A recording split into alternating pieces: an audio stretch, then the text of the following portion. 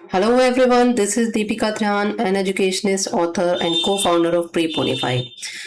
तो आज का जो लेक्चर है वो लेक्चर नंबर 5 के पार्ट 2 का आगे नेक्स्ट पार्ट 3 भी है, ठीक है, जिसमें हम आर्कियोलॉजिकल सोर्सेस पढ़ रहे थे और आज जो पढ़ेंगे हम वो मॉन्यूमेंट्स रह गए हैं, मॉन्यूमेंट्स पढ़ेंगे। इससे पहले कि हम चैप्टर में आगे कूदें, मैं फिर वही एक बात कहूंगी जो मैं रोज कहती हूँ कि हम फुल्ली कॉन्सेंट्रेट होके वन गो में ये पूरा चैप्टर देखें, समझें, ताकि हमें एक बार में समझ में आ जाए और हमारी बॉडी, हमारा माइंड उसको पूरा का पूरा एब्जॉर्ब कर ले। ठीक है, इसलिए जितनी अब थोड़ी देर के लिए आप सारे जितने भी बाहर के डिस्ट्रैक्शंस हैं उसको हटा दीजिए, फोन स्विच ऑफ कर दीजिए या फिर साइलेंट पे लगा के फोकस होके स्टडी करिए मेरे साथ।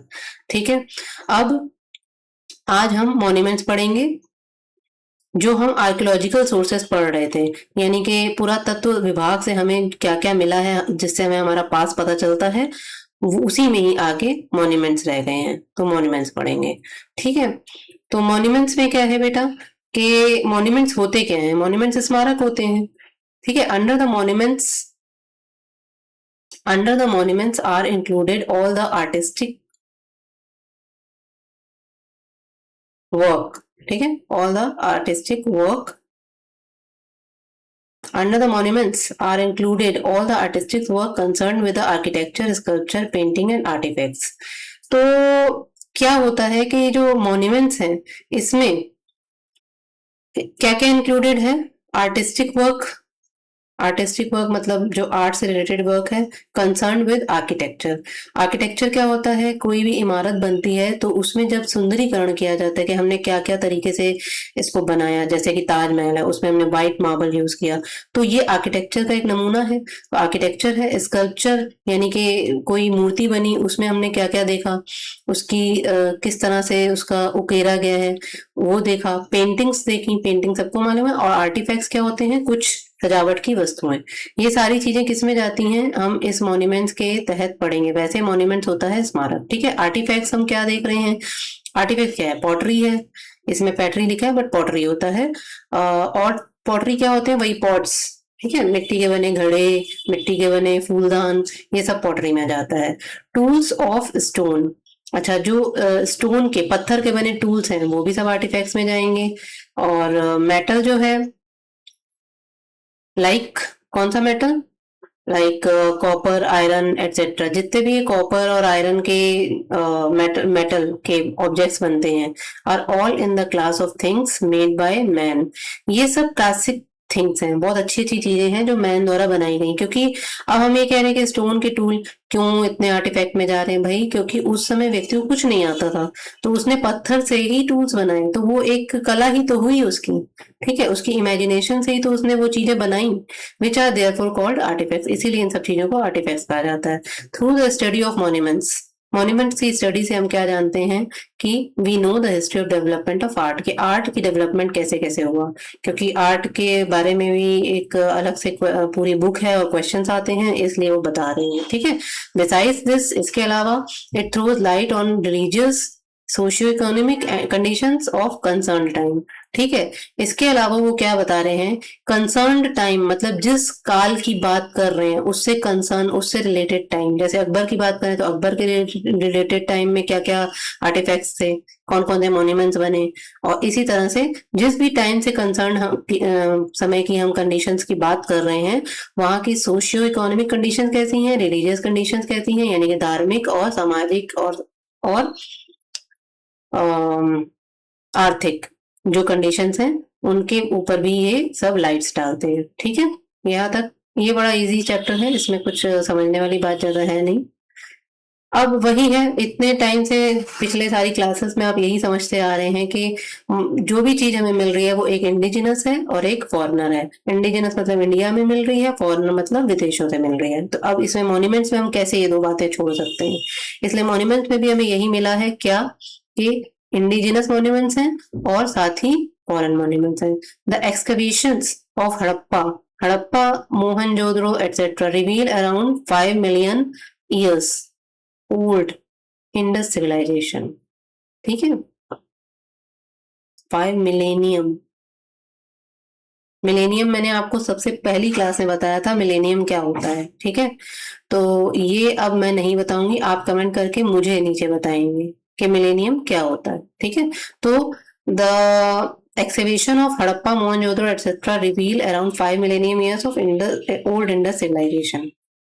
तो जो हड़प्पा और मोहनजोदड़ो की खुदाई की गई जब, तो उसमें हमें 5 मिलेनियम ईयर्स पहले पुरानी सिंधु घाटी सभ्यता ओल्ड इंडस सिविलाइजेशन मिली, ठीक है। It is after the discovery of the Indus civilisation that we begin to talk of civilization in India. Prior to that the Vedic Aryans.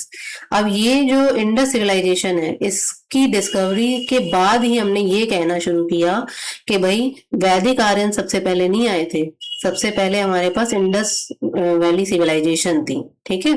पहले यही माना जाता था कि इंडिया में जो सिविलाइजेशन शुरू होती है वो वैदिक आर्यन से शुरू होती है, लेकिन नहीं, इससे पहले हमें ये इंडस सिविलाइजेशन या हड़प्पा सिविलाइजेशन मिलती है। इसीलिए देखिए हमारे चैप्टर में आप सिलेबस में या उसके ल्यूसेंट की बुक के उसमें देखिए कंटेंट में सबसे पहले यही लिखा हुआ है कि पहले स्टोन एज है, फिर उसके बाद आपकी हड़प्पा या इंडस सिविलाइजेशन है, फिर वैदिक कल्चर शुरू हो रहा है, ठीक है, या वैदिक पीरियड शुरू हो रहा है। तो the excavations of Atranji Khera etc. indicate that in the Gangetic Valley of India, use of iron began in 1000 BC. तो क्या कह रहे हैं वो कि देखिए 1000 BC में, मैं अभी नेक्स्ट चैप्टर में जब आपको पढ़ाऊंगी तो ये बताऊंगी कि नियोलिथिक एज कब खत्म हुआ, ठीक है। तो नियोलिथिक एज 1000 BC तक ही खत्म होता है, फिर उसके बाद से आगे कहानी शुरू होती है सिंधु घाटी की। तो 1000 BC में क्या हुआ, 1000 BC में हमें ये पता चलता है जब अतरंजी खेड़ा की एक्सकवेशन की गई, अतरंजी खेड़ा की खुदाई की गई, तो वो बताते हैं कि the Gangetic valley of India the use of iron began in 1000 में, कि गंगा वैली में जो आयरन की शुरुआत हुई वो 1000 BC से शुरू हुई, यानी कि गंगेटिक वैली में 1000 BC से आयरन हमारा मिला और उसकी आगे चीजें बनना शुरू हो गई। The excavations of various sites of South India show miscellaneous information with close trade relation between South India and Rome. अब जब साउथ इंडिया की जो नीचे एक्सकवेशन हुई उसमें क्या पता चला, उसमें पता चला कि साउथ इंडिया का रोम वालों के साथ ट्रेड का रिलेशन था, मतलब बिजनेस करते थे, वो उनके साथ व्यापार करते थे और अलग अलग तरह की छोटी छोटी इंफॉर्मेशन वहां से मिलती हैं। The earliest temple found in India, सबसे पहला जो टेम्पल इंडिया में पाया गया था वो था दशावतार, ठीक है, दशावतार टेम्पल, देवगढ़, ललितपुर डिस्ट्रिक्ट, उत्तर प्रदेश। हमारा उत्तर प्रदेश देखिए मंदिरों मंदिरों में और धर्म में वैसे ही यहाँ राम आए, यहाँ कृष्ण आए तो आगे है, तो फिर सबसे पहला टेम्पल क्यों यहाँ नहीं मिलेगा खुदाई में। तो सबसे पहला टेम्पल हमें मिला वो दशावतार था, ठीक है। दशावतार टेम्पल कहाँ थे, उत्तर प्रदेश के ललितपुर डिस्ट्रिक्ट के देवगढ़ में दशावतार टेम्पल मिला, जो कि गुप्ता पीरियड का है, ठीक है। It is the temple of नगाड़ा शिखर स्टाइल, तो ये जो टेम्पल है वो नगाड़ा स्टाइल का टेम्पल है। अब ये नगाड़ा स्टाइल क्या है, ये जब हम लोग आर्ट एंड कल्चर पढ़ेंगे तब हम बताएंगे कि नगाड़ा और शिखर शिखर जो होते हैं वो किस क्या क्या स्टाइल है, ठीक है। The best example of temple of नागर स्टाइल, अब नागर स्टाइल की जो बेस्ट एग्जांपल्स हैं वो कौन से हैं, लिंगराज टेम्पल भुवनेश्वर में जो है उड़ीसा में, in 11th century AD built by the Kesari king. तो 11th सेंचुरी एडी में केसरी किंग जो थे उड़ीसा के भुवनेश्वर के लिंगराज टेम्पल को उन्होंने बनवाया था और वो नागर स्टाइल की सबसे अच्छा एग्जाम्पल है, ठीक है। The best example of temple of Dravida style, अब द्रविड़ स्टाइल, बेटा पहले नागर स्टाइल की बात हो रही है और अब द्रविड़ स्टाइल की बात हो रही है, ठीक है। तो द्रविड़ स्टाइल क्या है, 1000 एडी में चोला रूलर राजेंद्र राज फर्स्ट ने तंजौर के राजा राजेश्वर या बृहदेश्वर मंदिर को बनवाया था, ठीक है। और ये द्रविड़ स्टाइल का सबसे इंपॉर्टेंट एग्जाम्पल है। The earliest status found in India, statues found from the sites of Indus civilization, with a stone statue of a dancer found from Harappa. Bronze अच्छा ठीक है. The earliest status, the earliest statues found in India, जब शुरुआती जो statues थे, statue मतलब मूर्तियां जो भारत में सबसे पहले शुरुआती तौर पे मिली, वो क्या थी? Statues found from the sites of Indus civilisation. Indus civilisation में जो इंडस सिविलाइजेशन की जो साइट्स हैं, यानी कि उनके जो जो जो शहर हमें मिले, वहां पे स्टैचूज हमें मिले. तो सबसे पहला स्टैचू क्या है? जैसे कि stone statue of a dancer found from Harappa. तो एक डांसर है, एक लड़की जो डांस कर रही है, उसका पत्थर का स्टैचू हमें मिला, पत्थर की मूर्ति मिली है. ये मिली कहाँ से है? हड़प्पा से है. इसको याद कर लीजिए, ये क्वेश्चन होता है. ठीक है, कि डांसिंग स्टैचू जो हमें मिला है वो कहाँ से मिला है? वो हड़प्पा से मिला है. ठीक, इसी तरह से, और वो है किसका? वो पत्थर का बना हुआ है. ये सारी लाइन बेटा एक एक वर्ड उसमें से जानने वाला है कि वो हड़प्पा में मिला है, वो डांसिंग डॉल है, और वो स्टोन से बनी हुई है. ऐसे ही ऑप्शन में दे देते हैं स्टोन, ब्रॉन्ज, आयरन. तो आपको बताना होता है किससे बनी है, तो स्टोन से बनी है. फिर bronze statue of nude woman dancer round from the Mohenjodaro. Okay, तो ब्रॉन्ज स्टैचू जो है वो एक न्यूड वुमेन डांसर है. न्यूड वुमेन डांसर, वो डांस कर रही है, उसका जो उसका जो स्टैचू है वो ब्रॉन्ज में है. ठीक है, ब्रॉन्ज मतलब कांसा, और फाउंड फ्रॉम मोहनजोदड़ो से मिली है. अब वो न्यूड इसलिए है क्योंकि मोहनजोदड़ो में ये स्नानागार भी मिला था, द ग्रेट बाथ. ठीक है, तो वहां पे जो इतना बड़ा ग्रेट बाथ बना था, अब वहां पे फिर यही सभी काम होंगे. तो the earliest samples of paintings found in India. तो अर्लिएस्ट सैंपल्स ऑफ पेंटिंग्स, अच्छा, इंडिया में सबसे पहले जो पेंटिंग्स मिली वो कहाँ मिली?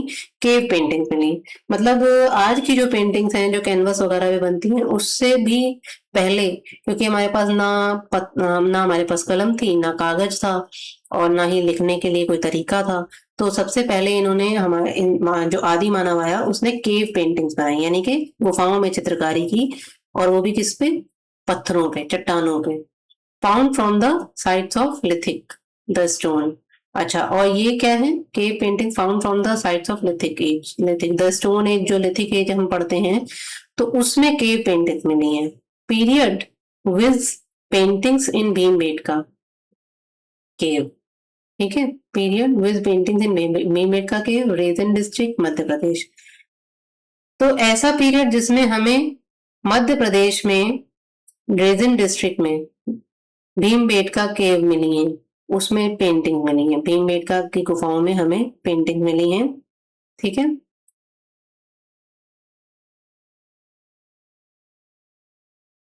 तो इंडिजिनस मॉन्यूमेंट्स में हमें क्या क्या मिला है?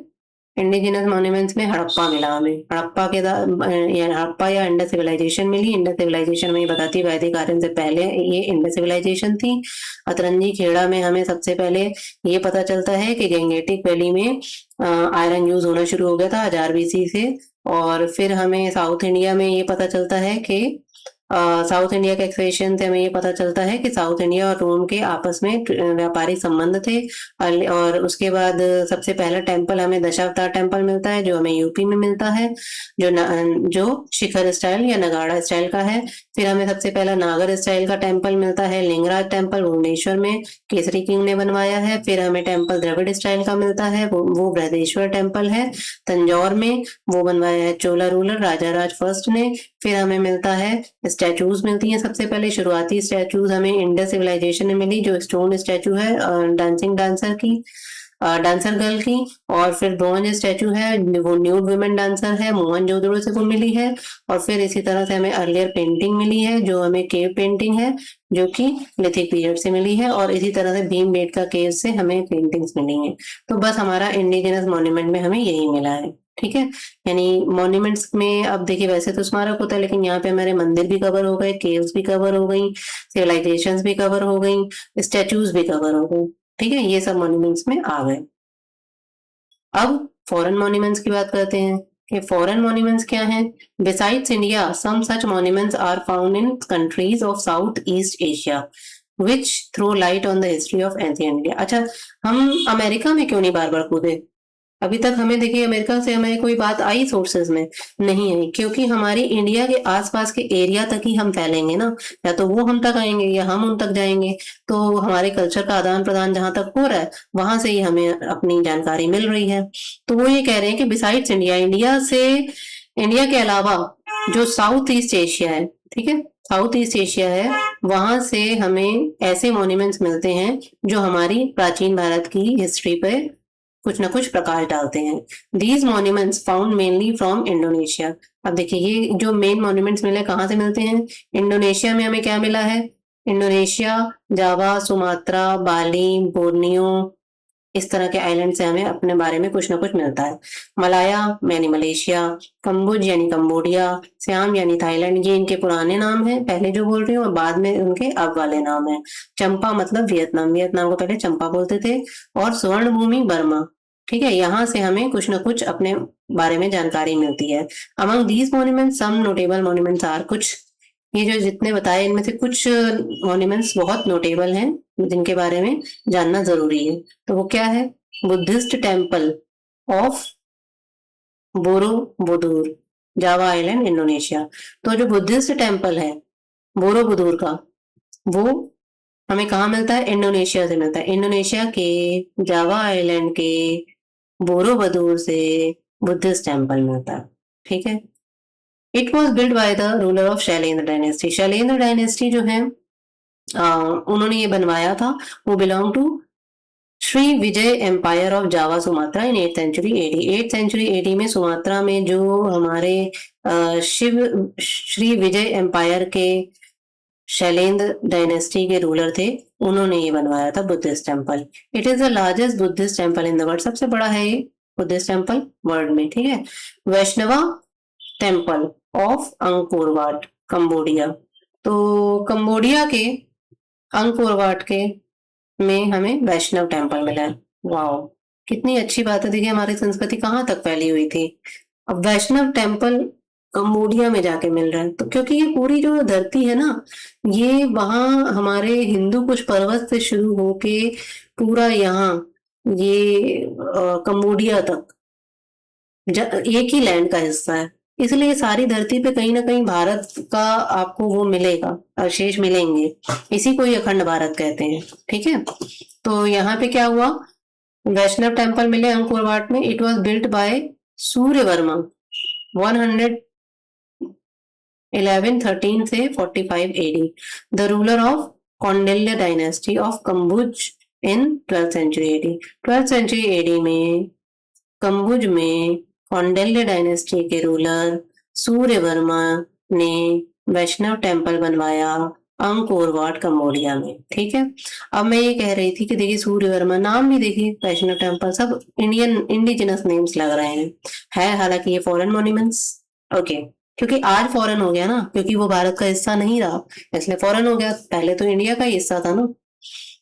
अब Ananda pagoda Buddhist temple of Pagan of Burma, now known as Myanmar, okay. तो बर्मा को अब म्यांमार बोला जाता है, और ये पूरा इतना नाम मैं फिर से क्लियर करती हूँ। It was built by Kyanzittha Tribhuvan Aditya, the successor of Pagan ruler Aniruddha in 11th-12th century AD. 11th-12th century AD के जो पगन रूलर थे, कहाँ के? Build by Kyanzittha Tribhuvan Aditya, ठीक है, the successor of Pagan ruler Aniruddha. 11th-12th century AD में जो पगन रूलर अनिरुद्ध थे, उनके आगे जो सक्सेसर बैठे सिंहासन पे, उनका नाम था यंजथा या फिर त्रिभुवन आदित्य। उन्होंने आनंद पैगोड़ा बनवाया था, जो कि एक बुद्धिस्ट टेम्पल है, ठीक है। बुद्धिस्ट टेम्पल, इसका नाम आनंद पैगोड़ा है। तो आनंद pagoda of Pagan of Burma, देखो पगन पगन मतलब पगन रूलर, पगन रूलर्स का ये मंदिर है बर्मा में, म्यांमार में, ठीक है। तो इस पेज पे कितने फॉरेन मॉन्यूमेंट्स हम लोगों ने पढ़ लिए? बुद्धिस्ट टेम्पल पढ़ा, इंडोनेशिया का, वैष्णव टेम्पल पढ़ा कंबोडिया का, और अनंत पैगोडा टेम्पल पढ़ा म्यांमार का। 3 जगह से हमने 3 देशों में अपने अपने बुद्धिस्ट टेम्पल, 2 तो बुद्धिस्ट टेम्पल ही हैं और 1 वैष्णव टेम्पल पढ़ा। लीजिए आज की स्लाइड खत्म। हमारा इतना ही चैप्टर था, ये आज कंप्लीट हो गया। आर्कियोलॉजिकल साइट्स कंप्लीट हो गई हैं। और अब आपको क्या करना है, आपको फिर से मैं वही बता देती हूँ कि आपको अब सीधा जाना है टेलीग्राम चैनल पे हमारे, ठीक है? वहां से ये सारी स्लाइड बाय स्लाइड आपको मिल जाएंगी। पूरी की पूरी वीडियो दोबारा देखने की जरूरत नहीं। इसमें से कुछ हाथों से हैंडमेड नोट बनाने की जरूरत नहीं। हम लोगों से कुछ मांगने की भी जरूरत नहीं कि हमें दे दीजिए मैम, या हम पैसे लेके कुछ आपको प्रोवाइड कराएं। आप सीधा जाइए टेलीग्राम चैनल पे, स्लाइड बाय स्लाइड आपको चीजें मिलेंगी, डाउनलोड करिए। कॉपी निकलवानी है फिजिकल, उसकी कॉपी निकलवा लीजिए, नहीं तो यहीं पे जाके सीधा आप उसको डाउनलोड करके उसको रिवीजन करिए। ये आपकी बेटा सिर्फ स्लाइड्स नहीं है, ये आपके प्रॉपर एक रिवीजन के लिए चीज बन रही है। फटाफट फटाफट क्विक रिवीजन आप यहाँ से करिए। हर क्लास के बाद आपको यही करना है, हर लेक्चर, यहाँ से पहले यूट्यूब लेक्चर देखना है, सीधा फिर जाना है टेलीग्राम चैनल पे, वहां ये स्लाइड्स डाउनलोड करके एक क्विक रिवीजन सबसे पहला आपको करना है, जस्ट आफ्टर वीडियो।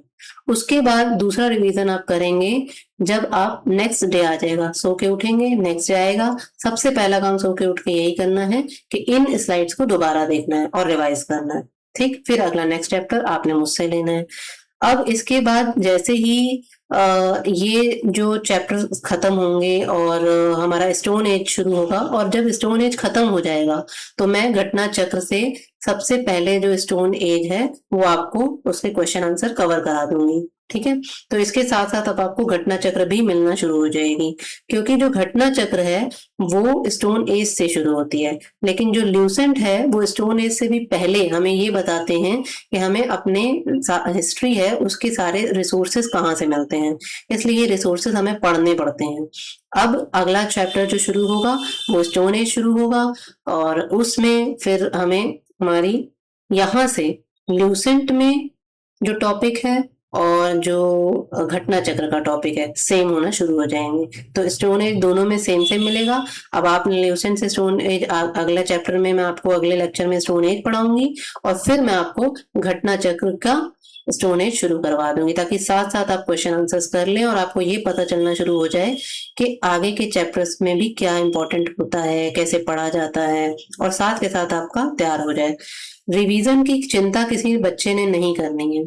कोई भी बच्चा इस समय ये ना सोचे कि लास्ट मोमेंट पे हमारा क्या होगा। बेटा, हम अगर हमने आपका हाथ पकड़ा है तो हम एंड तक आपके साथ हैं। आपको एंड टाइम पे इतने शॉर्ट और इतने क्रिस्प नोट्स मिलेंगे जो 10-12 पेजेस में खत्म हो जाएंगे। ये 10-12 पेज के नोट्स हमारी तरफ से कंप्लीटली फ्री ऑफ कॉस्ट होंगे, जो हमने मेहनत करके आपके लिए बनाए हैं। ठीक है, ये कोचिंग्स सेल करती हैं, लेकिन फिलहाल हमारा मोटो ये नहीं है कि हम सेल करें। इस बार आप रैंक्स लाइए, और अगर आपको हमारे चैनल से आपका सिलेक्शन हो रहा है तो आप मेंशन करिए, आप बताइए, यही हमारी गुरुदक्षिणा होगी। ठीक है, और आपको जितना भी मटेरियल चाहिए नीचे नीचे लिखते जाइए कमेंट्स में, सब कुछ मिलेगा। शॉर्ट नोट एंड के रिवीजन के मिलेंगे, इसलिए आपको कहीं भटकने की जरूरत नहीं, किसी और चैनल पे जाने की जरूरत नहीं, किसी और टेलीग्राम के भवसागर में डूबने की जरूरत नहीं, समुद्र में गोते मत लगाइए, क्योंकि टाइम नहीं है। कोई इधर उधर की स्ट्रेटजी वीडियो मत देखिए, हम स्ट्रेटजी वीडियोस भी लाएंगे। एक ही चैनल को बेटा फॉलो करिए, एक ही चीज को 10 जगह से मत देखिए। अगर आपने हमारा चैनल पकड़ा, आप एंड तक हमारे साथ चले, क्योंकि हमें मालूम है कि आपको आपका प्री कैसे निकलवाना है। ऐसे ही दूसरे टीचर को भी पता होगा, अगर उसका चैनल फॉलो कर रहे हैं तो एंड तक उसे फॉलो करिए।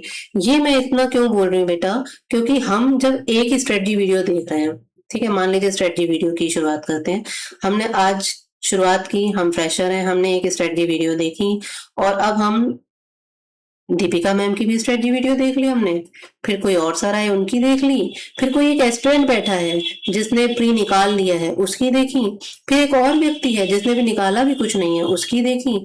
तो आपने क्या किया? अल्टीमेटली आपको लगा कि आप दिन भर से पढ़ रहे हैं, लेकिन हमने किया क्या? आपने एक ही स्ट्रेटजी वीडियो के बारे में जाना और 10 अलग अलग एंगल्स लिए, लेकिन उसका क्या फायदा हुआ? कुछ फायदा नहीं हुआ, आपका टाइम वेस्ट हुआ, क्योंकि टाइम है नहीं।